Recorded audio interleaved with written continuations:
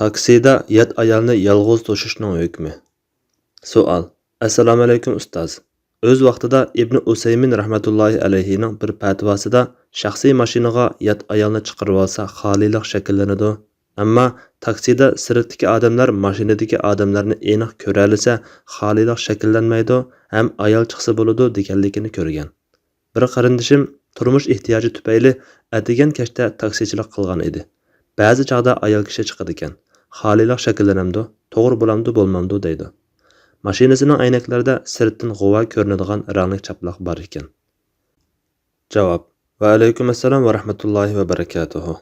Barliq hamd sanolar Janobi Allohga bo'lsin. Durud va salomlar payg'ambarimizga, u zotning oila tavobatlarga, ashablariga va u zotga toki qiyomatgacha ergashganlarga bo'lsin. Sahih hadisda Rasululloh sallallohu alayhi va sallam hech bir er kishi yat ayol bilan mahrimi yanida bo'lmagan ahvolda xoli yerda billa bo'lmasin degan edi. Bir kishi: "Ey Rasululloh, ayolim hajga chiqmoqchi bo'ldi. Men mundaq g'azotlarga chiqishga tizimga oldirgan" dedi Rasululloh. Qaytib berib, ayoling bilan billa haj qil dedi. Yana bir hadisda Rasululloh sallallohu alayhi va sallam hech bir er kishi yat ayol bilan xoli yerda billa turmasin. Bo'lmasa, ularning uchinchisi cho'qim shayton bo'ladi degan. Bir kishi: "Ey Rasululloh, men mundaq g'azotlarga chiqishga tizimga oldirgan. Ayolim hajga chiqmoqchi bo'ldi" dedi Rasululloh. "Berib ayoling bilan billa haj qil" dedi. Yana bir hadisda Rasululloh sallallohu alayhi va sallam shayton insonning qon tomirlarida oqadi degan. Hadislardagi xoli yerda bo'lish er kishining yat ayol bilan ularni bir kim ko'rmaydigan yerda yolg'iz turishidir. Ahli ilmlarmi er kishining yat bir ayol bilan xoli yerda turishni harom deb ijmo qilib cheklagan. Imom Navaviy rahmatullohi alayhi yuqorqi hadis sharhisida mundaq deydi: Yat ayol yat er bilan xoli bo'lgan ahvolda ular bilan uchinchi biraylam bo'lmasa, barliq olimlarning birdek ittifoqi bilan haromdir. Shundaqla u ikkalan bilan billa uningdan hayo qilinmaydigan 2-3 yoshlik bolalar va shularga o'xshaganlar bo'lsa-mu baribir. Chunki ularning billa bo'lishi yo'qning o'rnida. Shundaqla bir necha er kishi yat bir ayol bilan xoli jam bo'lsa-mu harom bo'ladi. Ammo bir er yat bir qancha ayol bilan xoli jam bo'lsa, to'g'ri qarashda joiz bo'ladi. Allama Shayx Muhammad Salih al-Usaymin rahmatullohi alayhi, shundaqla Bin Baz rahmatullohi alayhi qatorliq bir bo'lak olimlar ayol kishining yolg'iz holatda yat chopir bilan bir mashinaga chiqishini harom deb qaragan va sirtidagilar taksining ishini aniq ko'radigan bo'lsa yoki shahar ichi ko'chalarda mangsa ruxsat deb qayd qilmagan. Chunki bu olimlarning qarshida yolg'iz ayolning yat chopir bilan mashinada xoli o'ltirishidan hadisda cheklangan xilvat joyda nomahram bilan o'ltirish shakllanadi. Bular yana mundaq degan: Shariatda harom qilingan xoli yerda billa turishdan er kishining nomahram ayol bilan bir uyda kishilarning ko'zidan yiroq yolg'iz turishila maqsad qilinmasdan, balki yana mashinada bo'lsin yoki maydonda bo'lsin va yoki boshqa yerda bo'lsin, kishilar ularni ko'rib tursa-mu, boshqalar ularning parangini anglamaydigan o'rinlarni o'z ichiga oladi. Chunki xoli billa turish zinoga olib boradigan bir sabab bo'lganlik jihatdan cheklangan. Shunga mushu mazmun kimlarda tepilsa, ular kishilarning ko'zlaridan yiroq xilvat turganning hukmida bo'ladi. Ko'ch-ko'ylar va ommaviy so'rinlarda xolilik shakllanamdi degan masalada ilgirki ulamolardan Imom Ibn Muflih cheklangan xolilik degan o'ylarda bo'ladi. Ammo ko'chalardagi xolilik bo'lsa, uning qatoridan sanalmaydi degan.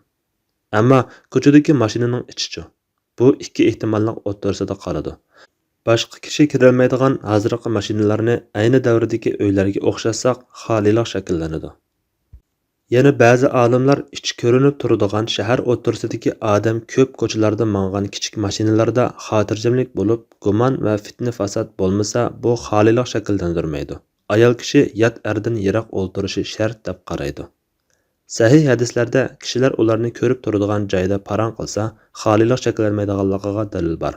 Anas ibn Malik radhiyallohu anhu mundaq degan: Ansarlardan bir ayol Rasululloh sallallohu alayhi va sallamning huzuriga kelgan edi.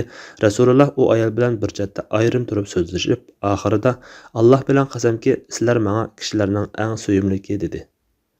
Imom Buxoriy rahmatullohi alayhi bu hadisni er kishi yat ayol bilan kishilarning ko'z oldida xoli tursa, durust bo'lganligiga dalil qilgan.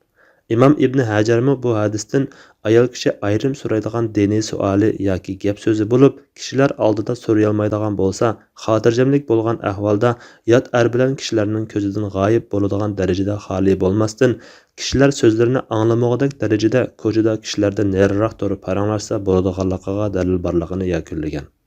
Demak, hozirgidek xotirjamlik bo'lmagan sharoitda yot er bilan mashinada yolg'iz o'ltirgan ayolga nisbatan bu o'ltirish xolilik doirasiga kiramdi. Buni yuqori hadislar va ulamolarning ijmosiga tatbiqlashda amaliy ahvollarning har xil darajada bo'lishi hukmning har xil darajada bo'lishini keltirib chiqaradi. Yana kelib, xolilik shakllantirmagan ahvoldami ba'zi jamiyatdagi shofir yoki yo'lovchi ayollarning hayosizligi, yarim yalang'och kiyinishi tufayli nomahramlar aro parang silish, qarishish va chaqchaqlashish, shundaqla va'dalashish qatorliq noshayan ishlar yuz berish va yomon oqibatlar kelib chiqishimi ehtimoldan yiroq emas. Hozirgi davrda bu turli qatnash qiyinchiligiga umum kishilar duch keladigan bo'lg'achqa, ikki ahvolni ayirib muomala qilish muvofiq. Birinchi, shahar ichi avod ko'chalarda mangadigan bo'lsa, mashinaning ichi ko'chadagilarga ko'rinadigan bo'lsa, ayol kishi orqada o'ltirsa, nomahramga tikilib qaramaslik va ehtiyojdan ortiq gap so'z qilmaslik sharti bilan yot ayolni to'shib qo'ysa bo'ladi. Albatta, doktorxonaga jiddiy qutqizishga mangan ayollarni, doktorxonaga xavfli o'rinda qolgan ayolni bexatar joyga yetkazib qo'yishdanmi bosh tortmaslik kerak. Ikkinchi, shahar sirti yoki xilvat ko'chalarni besib o'tadigan bo'lsa, kelib chiqadigan noshayan ishlarning oldini olish uchun yot ayolni to'shishga bo'lmaydi. Ichi ko'rinmaydigan mashinalarda texmi shundoq.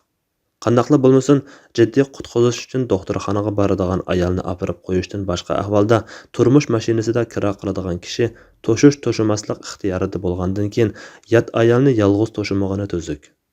Rasmiy taksichilar har qanday yo'lovchini elish majbur bo'lgan ahvolda orqa o'rindiqda o'ltirg'izish, tikilib qaramaslik va behuda gap so'z qilmaslik qatorliq shartlarga diqqat qilgan asosda yot ayolni yolg'iz to'shib qo'ysa mayli.